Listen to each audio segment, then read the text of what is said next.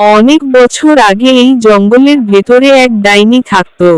রাত হলে তার আলো জ্বলে উঠত, আর সে ডেকে নিত সাহসীদের।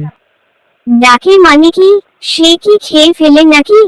না রে, কেউ জানে না সে কি করে। কেউ ফিরে আসেনি বলেই তো জানে না। চল তো রুহি, এসব গল্প শুনে জঙ্গলে যাওয়া ঠিক না। আরো মজার, এখন তো যেতেই হবে।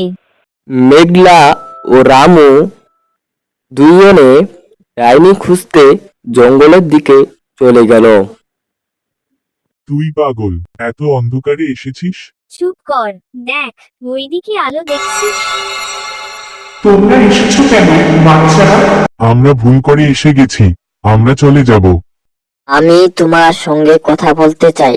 তুমি ভয় পাও না? ভয় পেলেই তো কেউ জানতে পারবে না তুমি কে। আমি জানতে চাই তুমি একা কেন থাকো।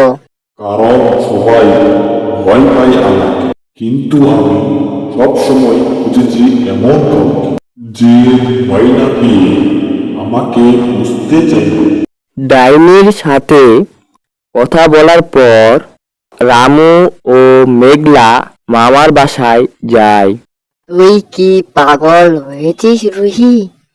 ডাইনি তো ভয়ঙ্কর। না মামা, সে ভয়ঙ্কর নয়। ও শুধু একা, আর সবার ভয়ের জন্যই সে জঙ্গলে লুকিয়ে থাকে।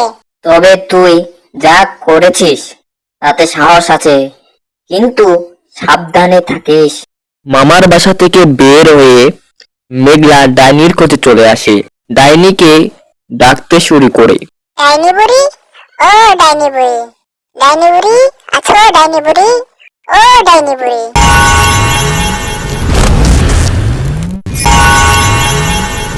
তুমি এসেছো আবার?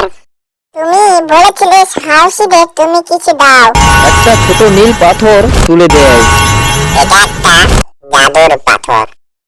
যখন কাউকে সাহায্য করতে চাইবে, এটা হাতের মুঠোয় রাখলে তুমি ঠিক পথ পাবে। আমি এটা শুধু ভালো কাজে ব্যবহার করব। তুমি আমার প্রথম বন্ধু।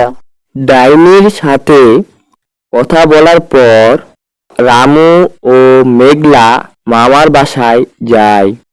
তুই কি ডাইনির কাছ থেকে কিছু এনেছিস?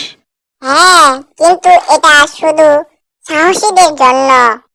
আর ডাইনি সে বন্ধু হতে পারে যদি আমরা ভয় না পাই।